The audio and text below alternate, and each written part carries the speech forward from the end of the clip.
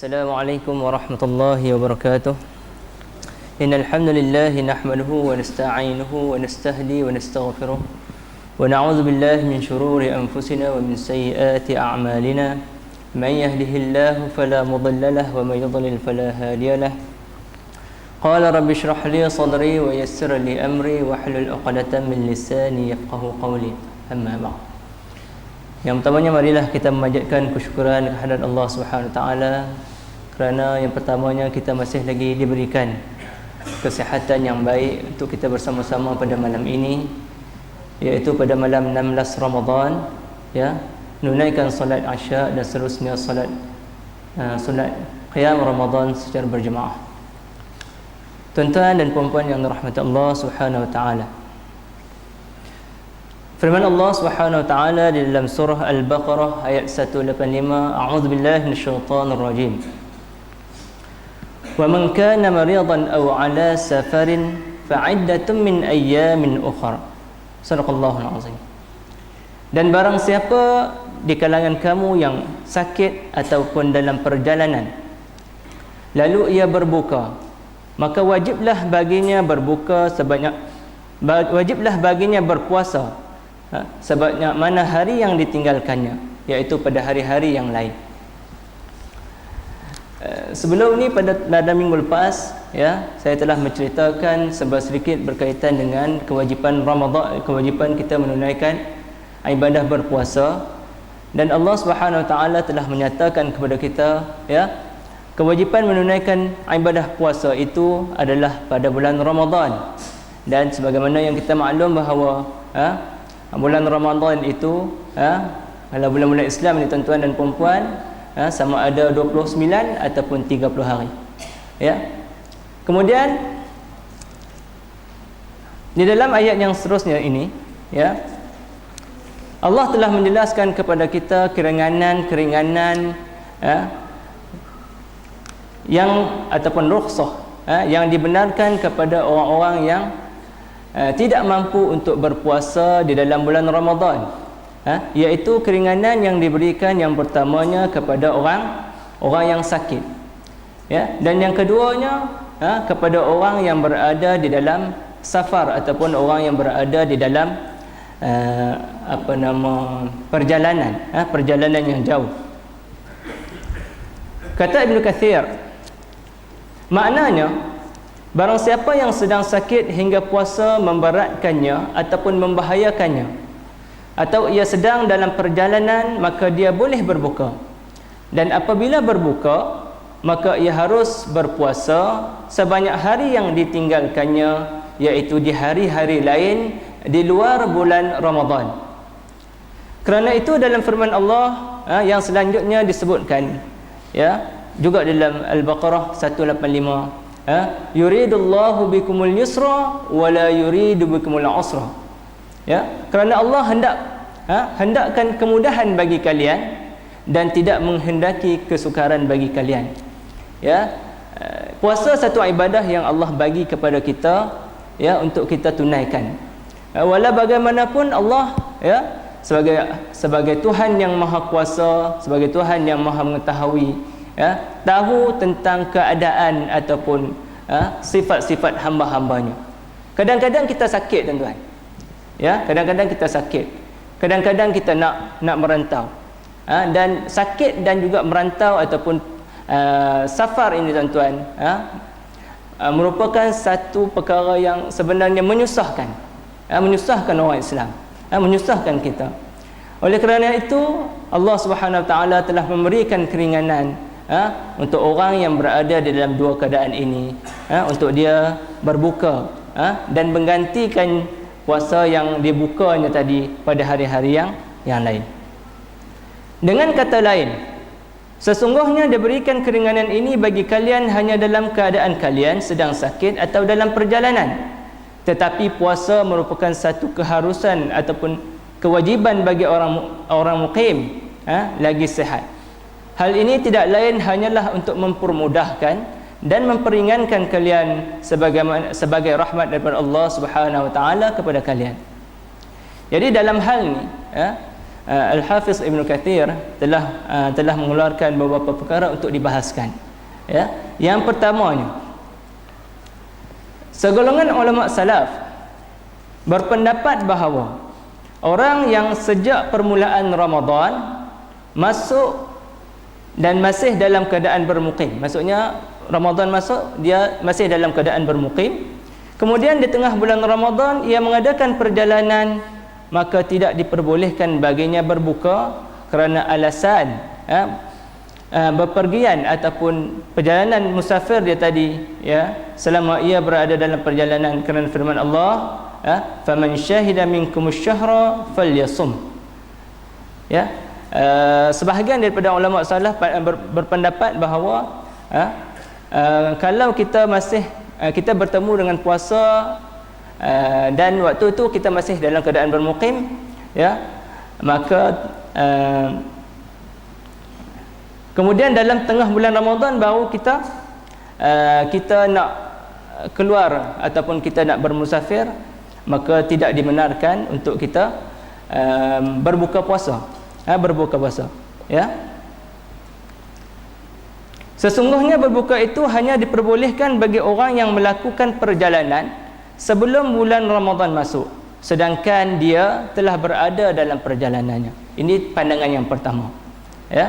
Ini pandangan yang pertama, dan pandangan ini dinukilkan oleh Abu Muhammad Ibn Hazm dalam kitabnya Al-Muhalla, ya, dalam kitabnya Al-Muhalla, daripada sebahagian daripada sahabat dan tabi'in, ya. Tapi kata Ibn Kathir lagi, ya, riwayat yang dikemukakan tadi, yang riwayat yang dikemukakan oleh Ibn Hazm tadi, dalam kitabnya Al-Muhalla, masih perlu dipertimbangkan, ya, kerana sesungguhnya telah ditetapkan di dalam sunnah daripada Nabi SAW bahawa beliau pernah melakukan satu perjalanan dalam bulan puasa, iaitu bulan Ramadan, ya, untuk melakukan perang Fath, ya, iaitu perang ataupun pembukaan Fathul Makkah, pembukaan kota Makkah. Beliau SAW berbuka dan memerintahkan kepada sahabat-sahabat baginda untuk berbuka, ya. Demikianlah menurut apa yang diketengahkan oleh Al-Imam Al-Bukhari dan juga Al-Imam Muslim, ya. Itu pandangan pertama, ya. Pandangan pertama, ulama salaf kata, orang yang dia bertemu Ramadan dalam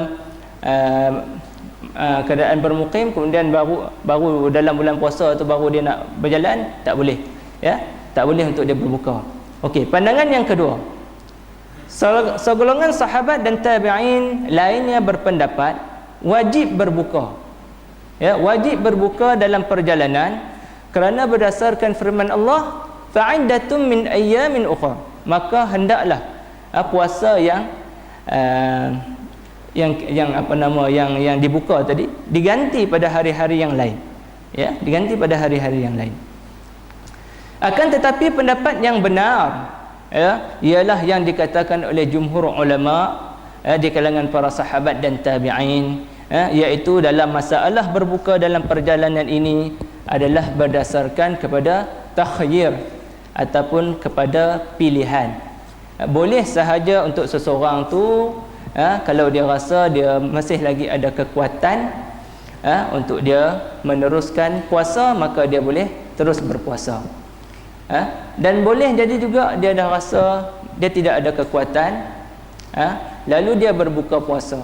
Dan boleh juga sebenarnya, walaupun dia masih ada kekuatan, untuk dia berbuka, sebab di sini dia punya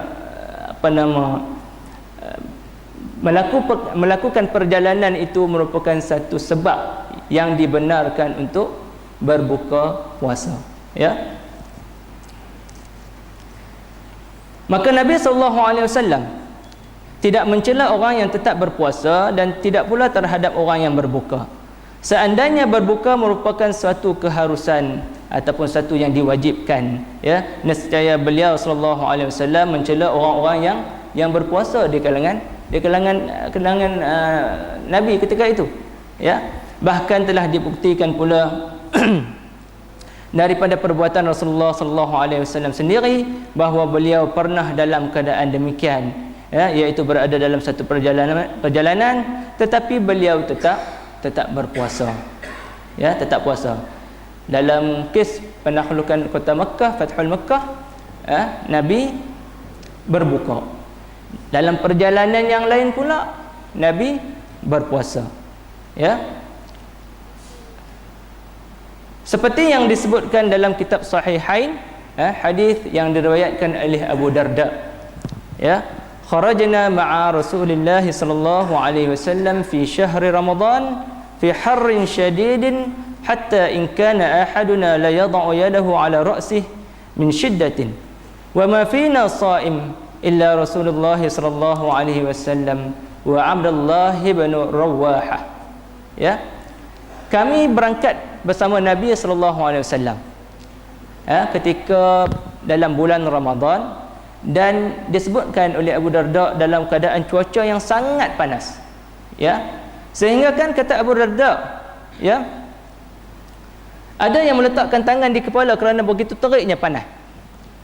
Teriknya panas sampai sebahagian sahabat letakkan tangan di atas kepala. Ya, dan kata Abu Darda, tiada seorang pun di antara kami yang tetap berpuasa melainkan dua orang, iaitu Rasulullah sallallahu alaihi wasallam dan Abdullah bin Rawahah. Dalam kes ni Nabi meneruskan berpuasa, dan sahabat seorang lagi Abdullah bin Rawahah pun meneruskan berpuasa. Sahabat lain tak larat, maka mereka berbuka puasa. Ya. Yang ketiga, segolongan ulama yang di antara lainnya Al-Imam Asy-Syafi'i mengatakan bahawa puasa dalam perjalanan lebih utama daripada berbuka kerana berdasarkan perbuatan Nabi sallallahu alaihi wasallam seperti yang disebutkan di atas tadi dalam kes hadis Abu Darda tadi. Ya. Dan segolongan ulama lain mengatakan bahawa berbuka itu lebih baik ataupun lebih afdal daripada berpuasa, sebab berpegang kepada rukhsah ataupun keringanan, ya, yang disebutkan juga di dalam hadis Nabi sallallahu alaihi wasallam. Ya.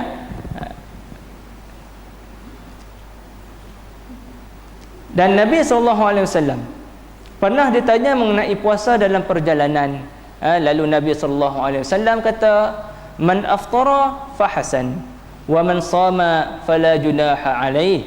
Ya, barang siapa yang nak buka maka hal itu pun baik.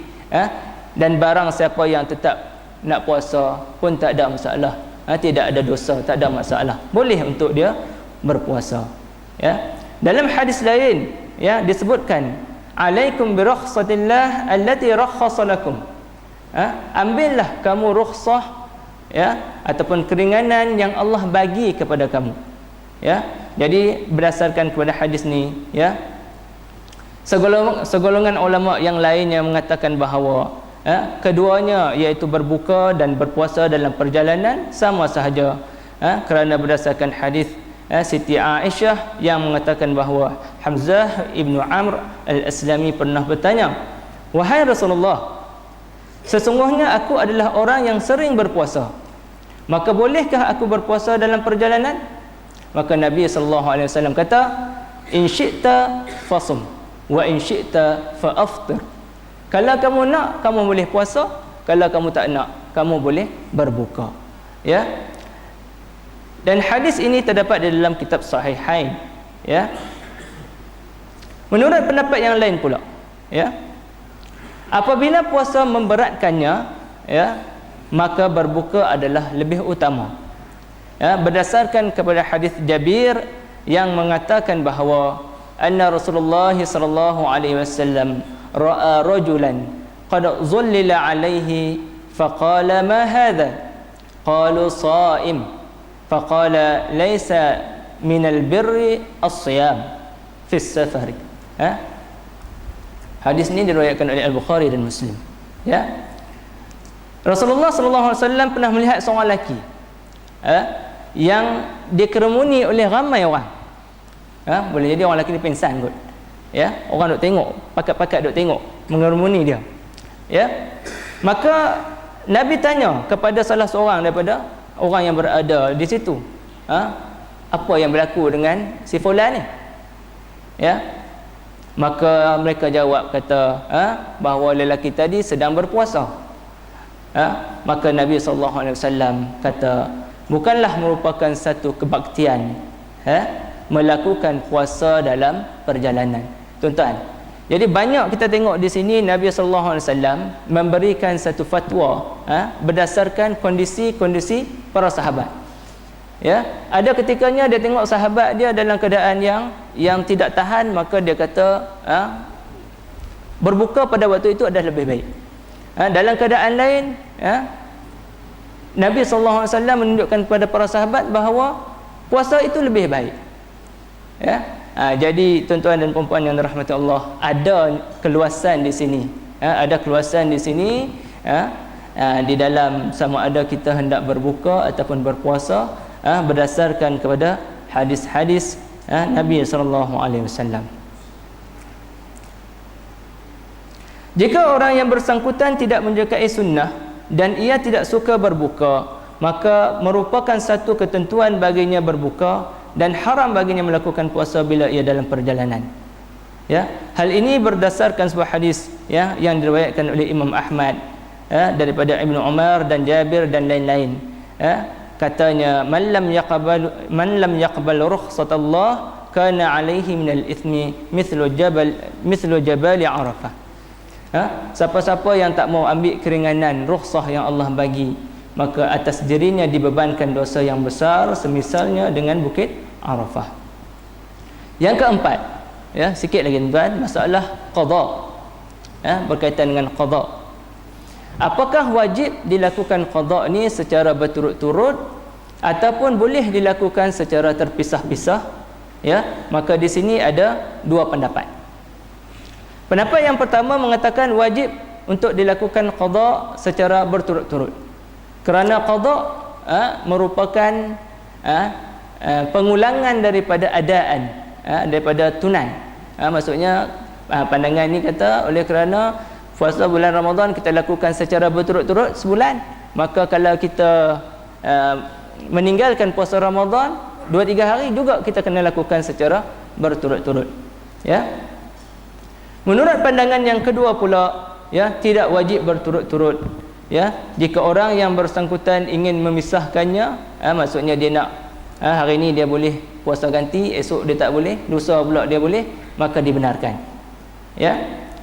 Dan jika ingin berturut-turut, ia boleh berturut-turut dalam mengerjakannya. Demikianlah menurut pendapat jumhur ulama salaf dan khalaf, dan didukung oleh dalil-dalil yang kuat. Kerana berturut-turut itu hanya diwajibkan dalam bulan Ramadan sahaja. Puasa Ramadan sebulan kita tak boleh selang-selang, kita kena buat dalam bulan Ramadan berturut-turut, kena selesai. Tapi menggantikan puasa Ramadan pada bulan-bulan lain, maka dibenarkan untuk kita buat secara terpisah-pisah berdasarkan kepada kondisi ataupun keadaan diri kita. Bila bulan Ramadan telah lewat, maka makna dan yang dimaksudkan hanya wajib membayar ataupun menggantikan hari-hari yang telah ditinggalkan sahaja tanpa ikatan harusnya untuk dilakukan secara berturut-turut. Jadi tuan-tuan dan puan-puan yang dirahmati Allah, inilah sebar ringkas sedikit hukum-hukum yang kita dapat daripada ayat 185 surah Al-Baqarah, berkaitan dengan yang pertama tadi, rukhsah yang Allah bagi ketika sakit dan juga safar, dan juga berkaitan dengan qada. Mudah-mudahan kita mendapat sedikit manfaat daripada apa yang disampaikan. Mana yang baik datang daripada Allah, ilmu atul mahdi saya. Assalamualaikum warahmatullahi wabarakatuh.